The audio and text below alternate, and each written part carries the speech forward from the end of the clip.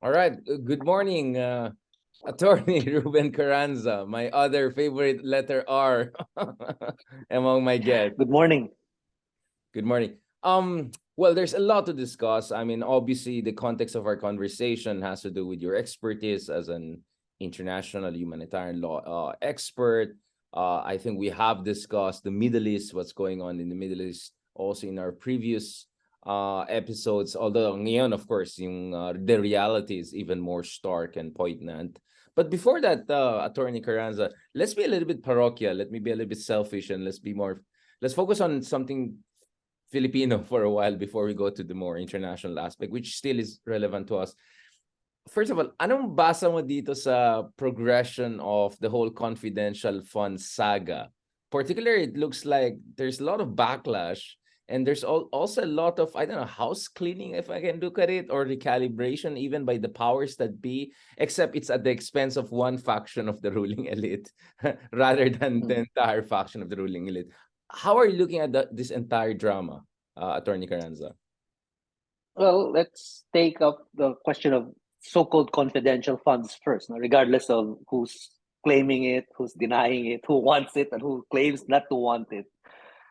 I've always thought of confidential funds as just an excuse for corruption in the Philippines. Remember, I used to work in government, so I worked in two government agencies that under our conventional understanding of confidential funds, or sometimes they're called intelligence funds, or all kinds of names, we would have been entitled to them. I was assistant secretary of the Department of National Defense. I was Correct. commissioner in the PCGG. You could argue that these are kinds of agencies that need those funds, but then there's a counter argument, which is that these agencies should have funds, regular funds, to do their work, which means they don't have to be confidential. You might have to perhaps argue that they don't have to follow very strict auditing rules, that they don't have to disclose it to everyone, but only to the Commission on Audit. But you don't have to make it so that it's absolutely secret without any kind of transparency whatsoever, and that a post audit will just confirm what they spent, which is foolish because then they've already spent it. So I've always thought that this is an excuse for corruption. So when I was in the PCGG, chairperson Heidi Yorak simply refused to include any type of confidential or intelligence funds in our budget. If we needed to spend something, it would be in our budget. If we needed to travel, if we needed to hire lawyers, it would just be in the budget. In the DND, that was more difficult because you have the military, which is flush with all kinds of these funds. But I already saw at that in that position that this was also used for waste, if not outright corruption. So to me, I think the larger policy debate here is whether there should be confidential funds in the first place for anyone. I'm sure there will be arguments that certain agencies and certain types of expense should not be so transparent. But like I said earlier, you can have an audit system to deal with that, but not a system where it's simply just given to you as a lump sum. You spend it the way you want, and then you just account for it at the end when it's too late. So that's the policy argument. Now the political argument, your question of, well, what is going on behind the scenes, basically. I'm sure your insights are far better than mine here, but let me just specify something. Um, I think every Filipino who pays attention already knows this is a Marcos Duterte fight. And that's the tragedy, because Filipinos are victims of both Marcos and Duterte. And so why would you pick one side over the other? Why would you think that Marcos is a more honest person than Duterte? Why would you think that Duterte um, deserves to be believed against Marcos? These are just people fighting for spoils. These are people fighting for who gets to steal more and who gets to kill more.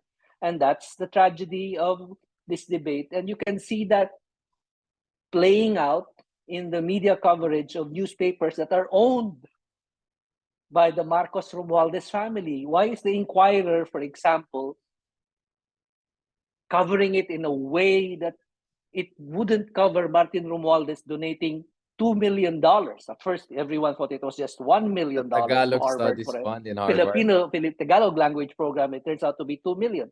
And I was interviewed for that, and the article came out at first, and then they took it down. So you can see here that this is more than just about transparency and accountability for confidential funds. It's Marcos against Duterte, fighting for control over the spoils of government.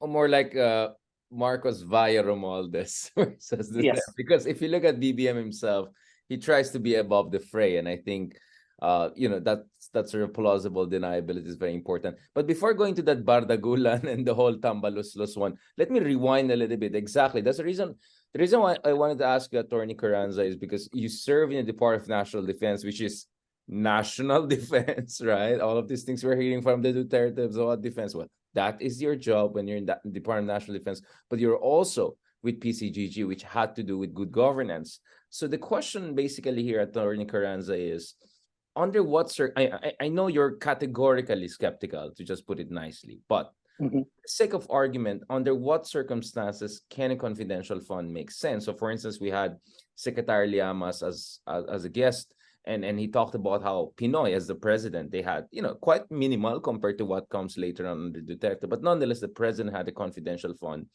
And then what are the safeguards, or what is a golden mean? Like a while ago, you said something like, it doesn't have to be confidential fund, but it can be somewhere like you can just report to the Commission of Edit, because if you give too much details, then if it's a national security relevant one, then alam ng kalaban anong ginagawa mo. Kunyari, you cannot say bumili ka man ng 10 AK-47 or 10 ISR.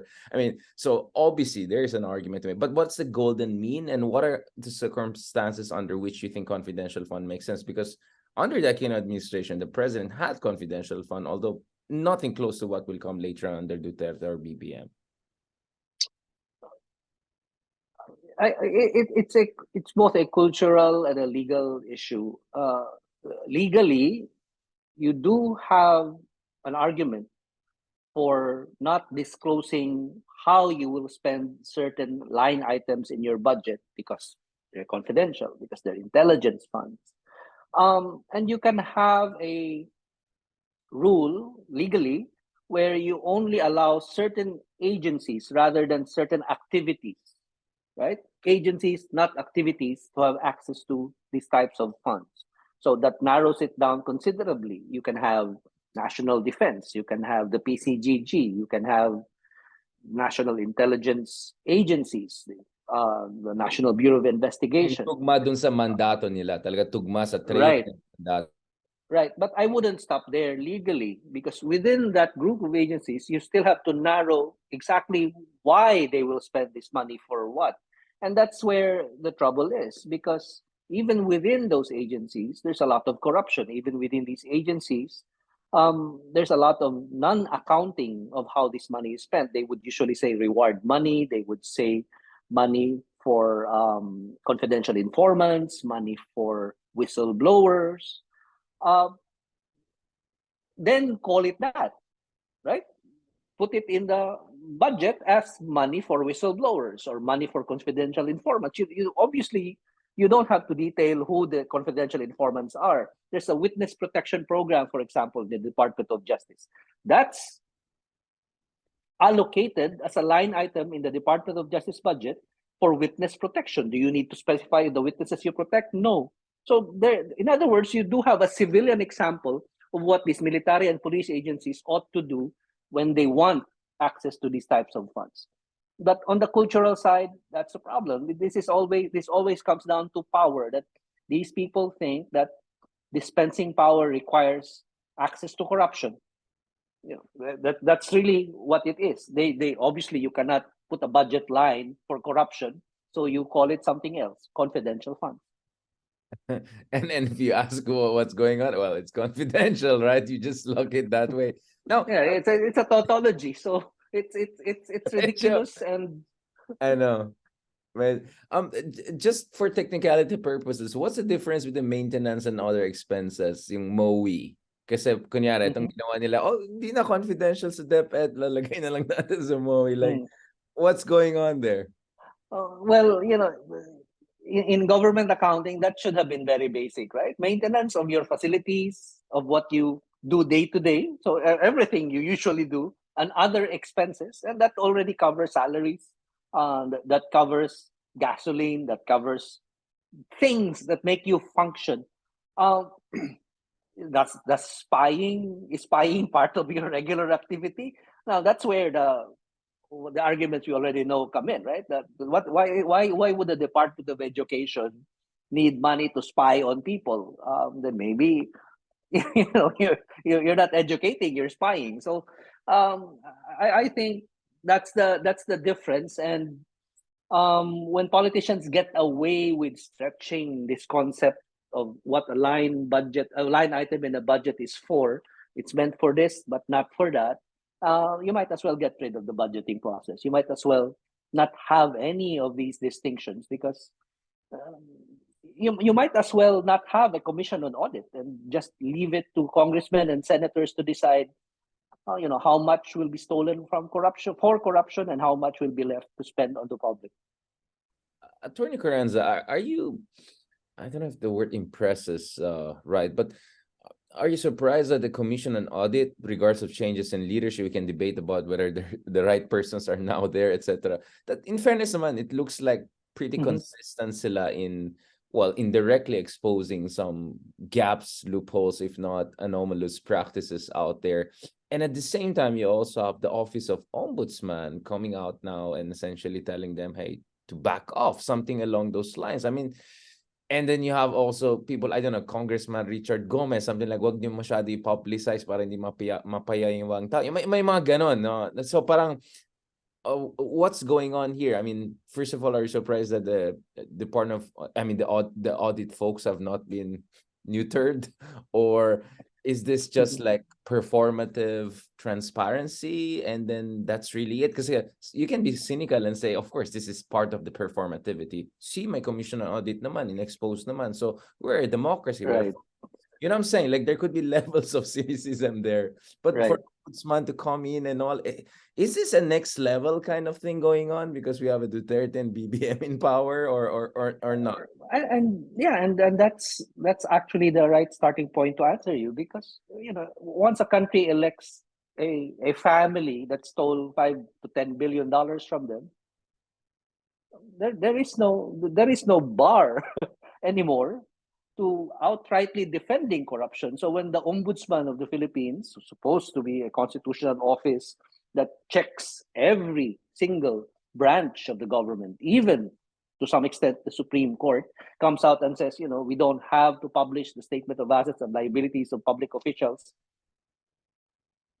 it's essentially saying, they can commit corruption in secret. We don't have to show how much they earned from corruption. And that's because when you're a country that elects the Marcoses, puts them back in power after they stole billions from you and lie about it, then there is nothing that stops people like an ombudsman who got appointed by Duterte. There's nothing that prevents corrupt politicians from coming out now and saying, we don't have to be checked. We don't have to be required to disclose our income. We don't have to be exposed to public scrutiny.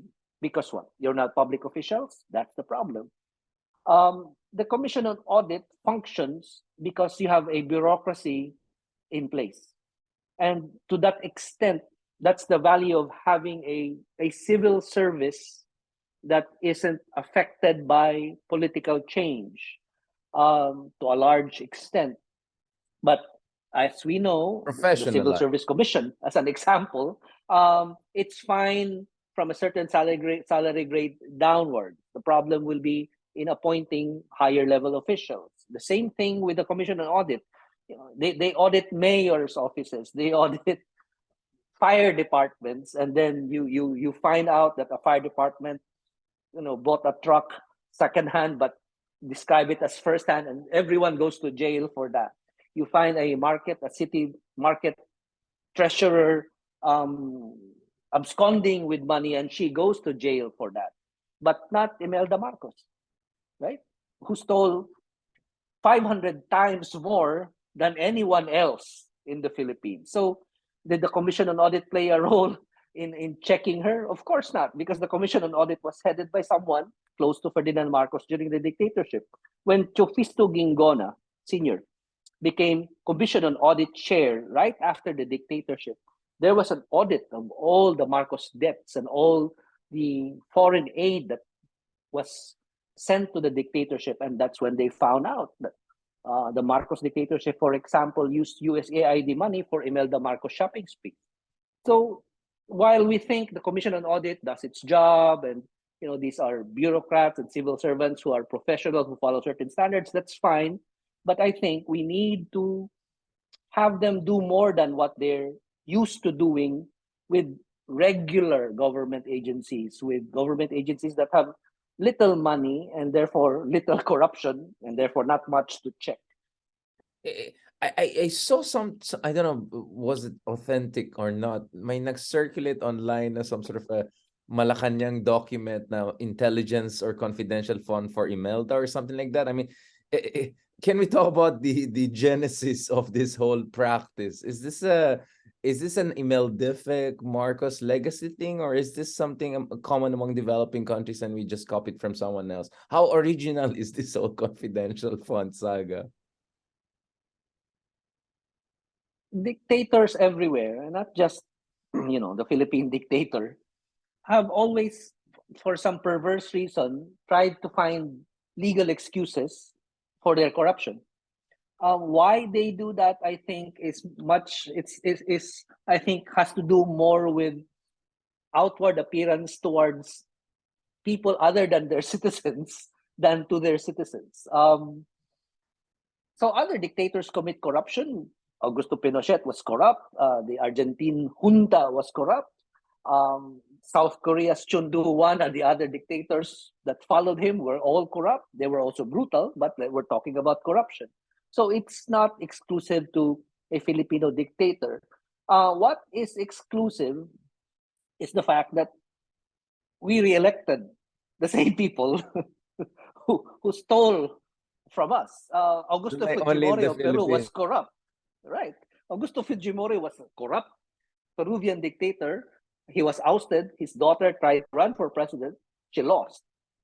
Right? 3 times she ran? Like how many times now? I've lost count.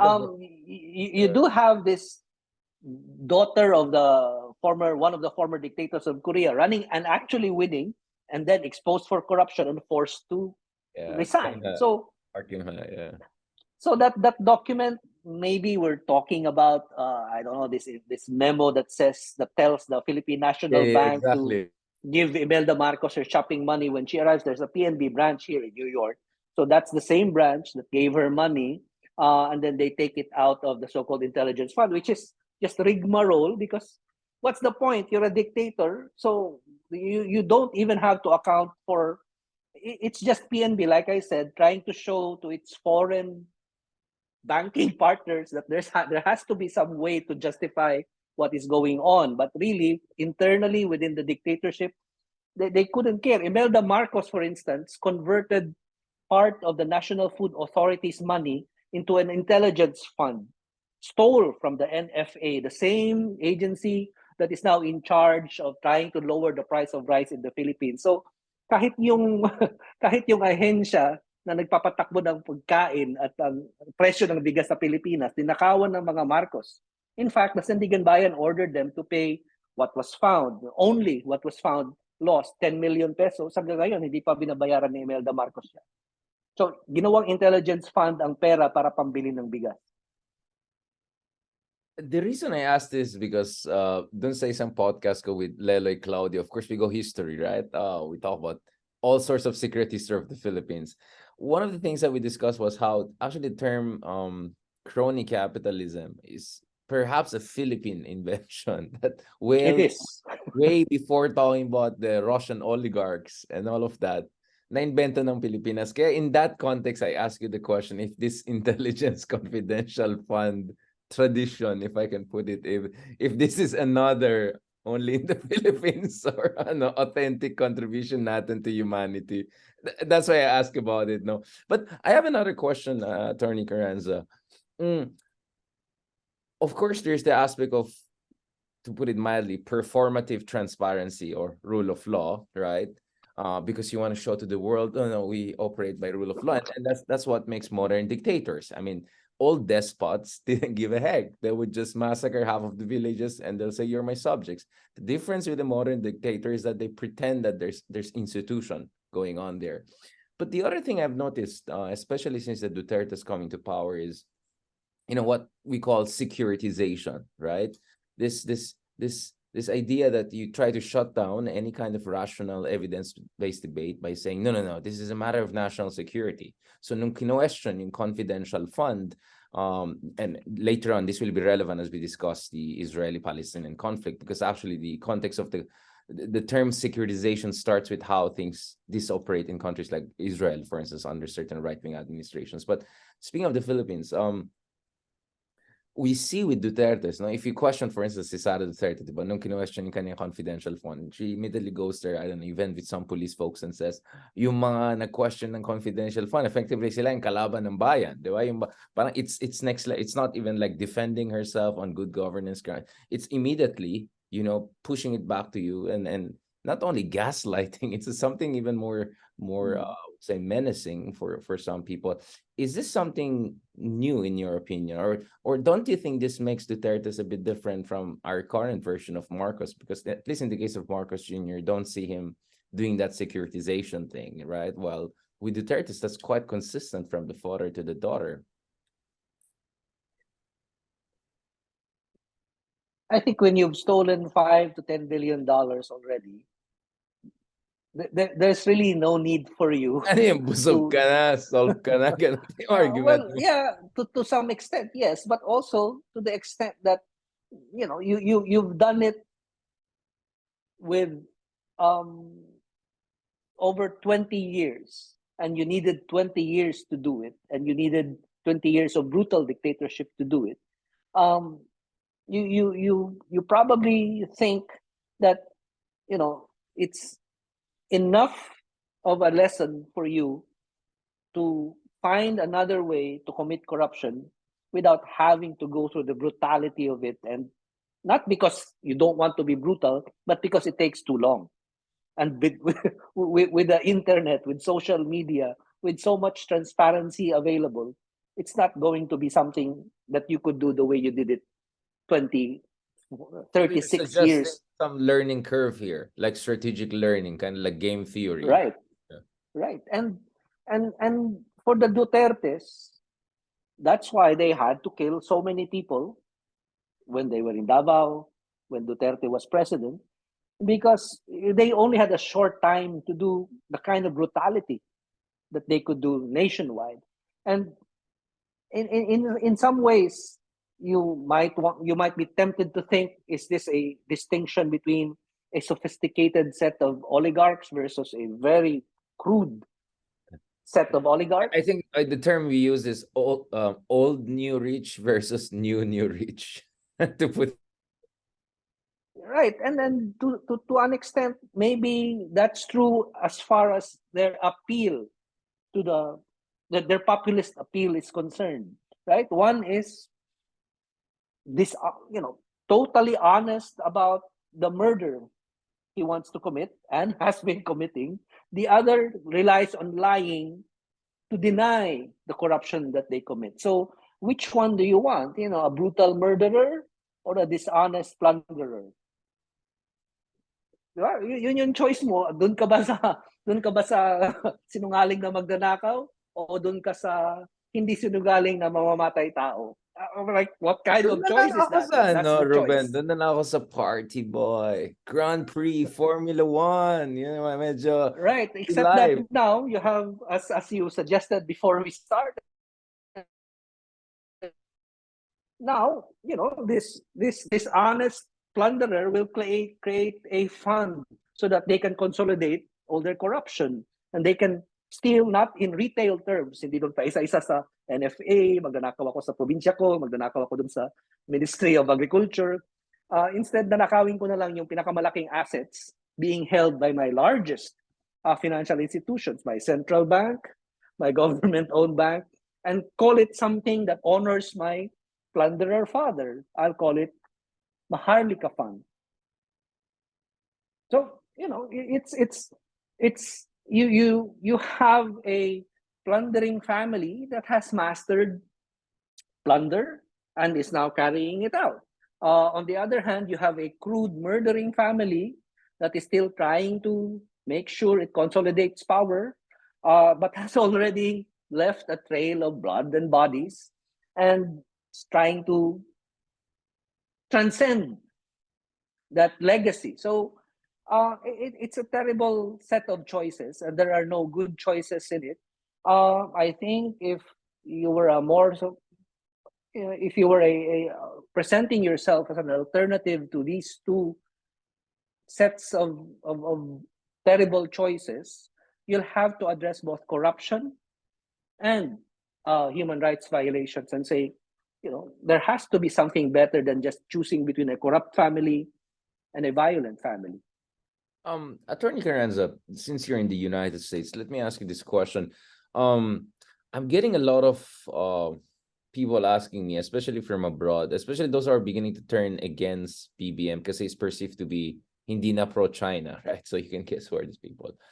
People in, they're saying, oh, these Americans, they may have offered something to the Marcoses, and that's why Marcos is so nice to them. I mean, how much do you think is there to that? Because it's not like Biden controls the courts, right? I mean, the Marcoses have pending court cases, to put it mildly, right? It's not like Biden can tell these courts what to do, right? But does the Treasury Department, for instance, have some leeway in terms of dealing with alleged funds parked in, I don't know, Caribbean or something like that? Like assuming this conspiracy theory is true, I mean, how much leeway does the Biden administration or any American president have to supposedly hook in the Marcos? Because that's the argument that many pro-China people are saying, that, oh, Marcos was our boy, except Americans offered them a nicer deal.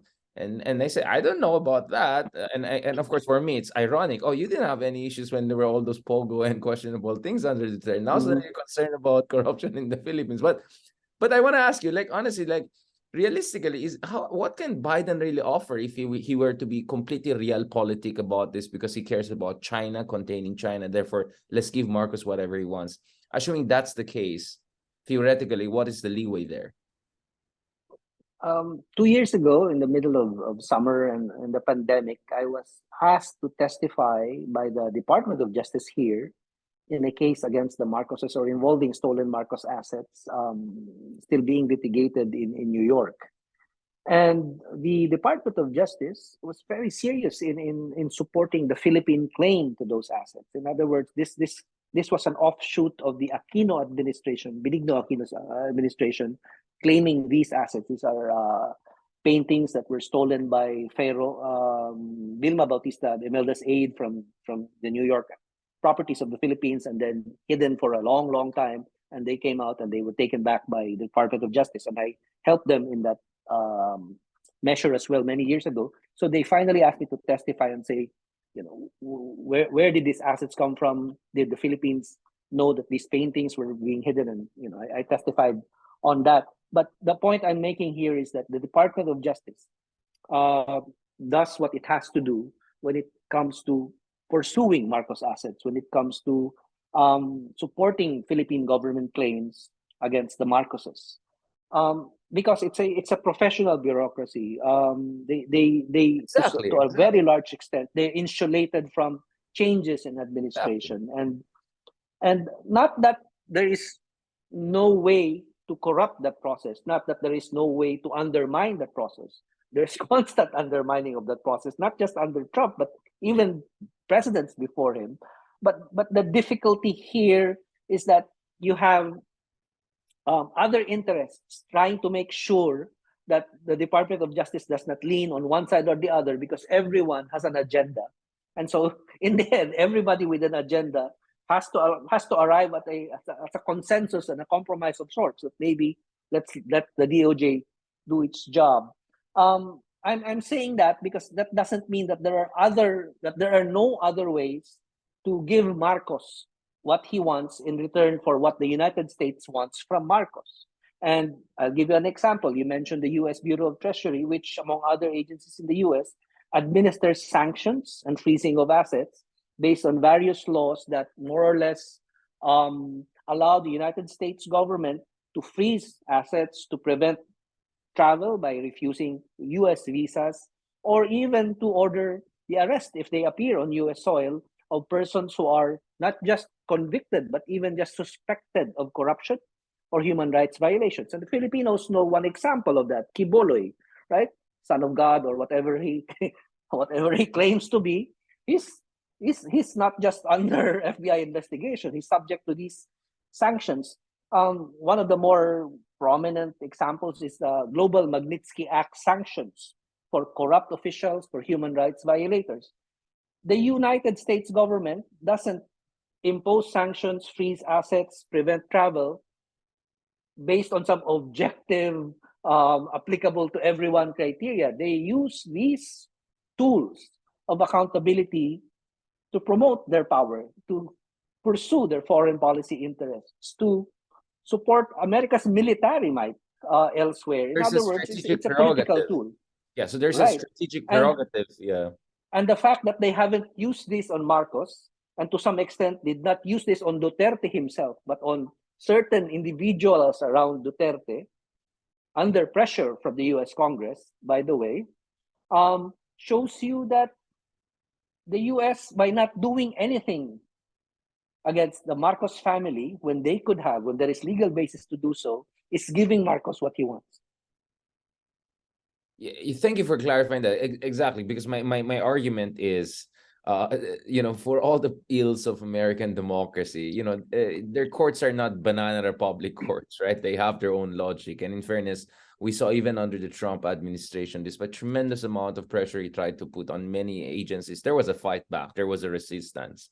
I think the term was the steady state, right? Remember that anonymously written NYT piece. Now, of course, we're not exaggerating the healthiness of American state institution, but this is not the Philippines, just to put it mildly. This is not a banana republic, all right?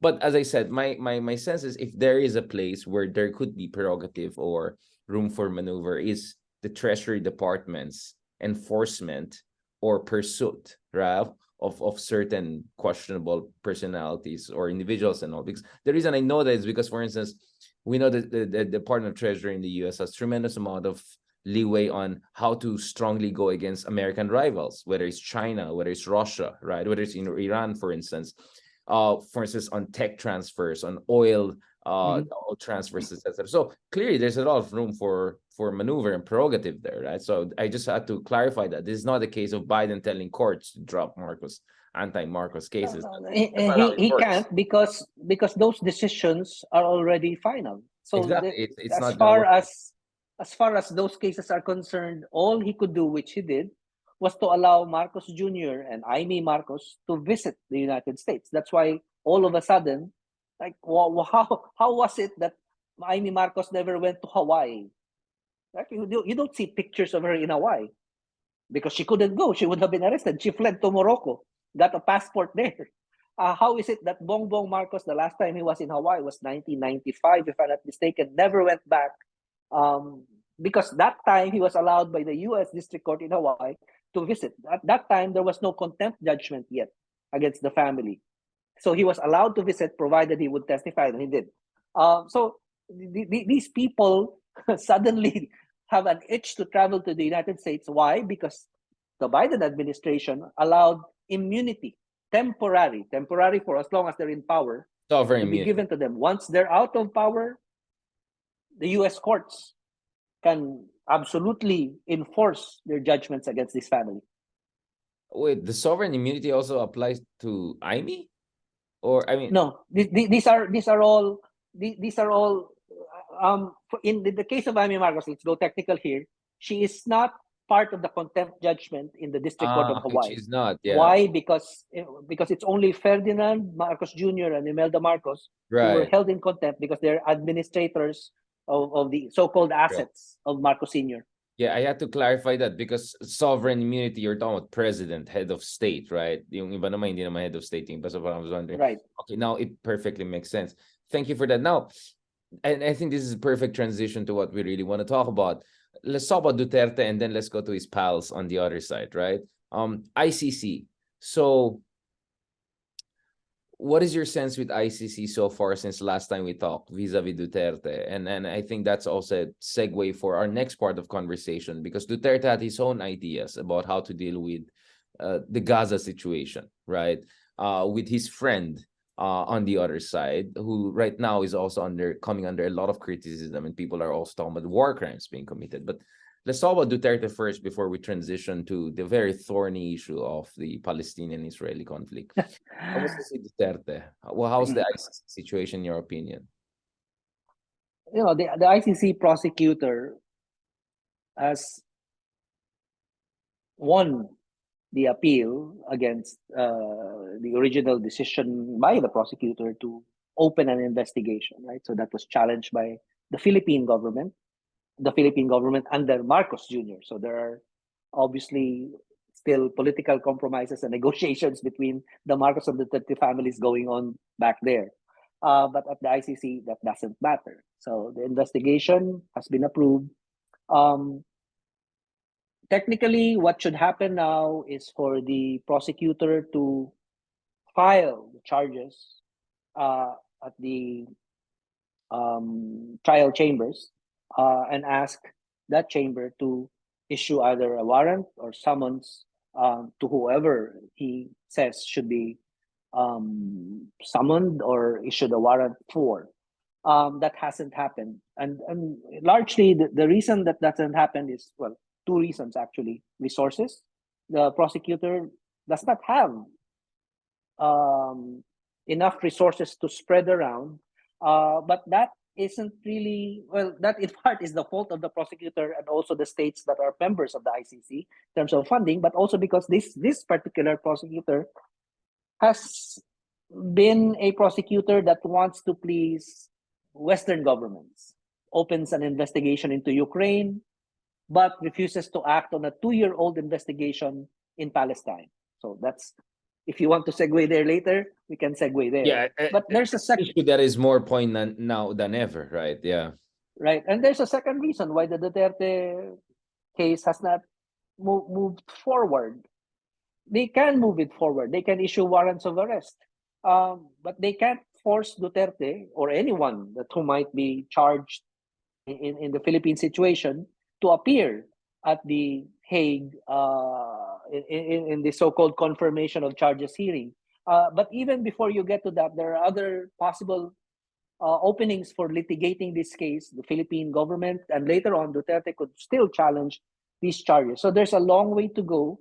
And I think that Filipinos who are awaiting this, again, I always say this, the ICC is not the only way to get justice for victims of the drug war. In the Philippines, you can have justice for victims of the drug war by letting them tell the truth about what happened to them, who these people are who were killed, that they were not drug addicts, or even if they were, that they were entitled to human rights, not to be killed.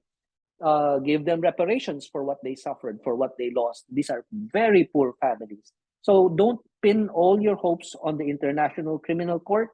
At the end of the day, justice is better when it's done at home, because you can build a better home for justice. What you're saying is the shadow of ICC being there is not the bad thing necessarily, pero wag tayong umasa doon. At the end of the day, we have to push it in turn. So that's an important point, because I think that was not as much fleshed out in the past. And I think every time you and I talk about ICC, there's a lot of excitement and expectation. And I'm not sure it really captures the essence of the struggle at hand here. So thank you very much for emphasizing that. Now, let's go to this issue. It's a heavy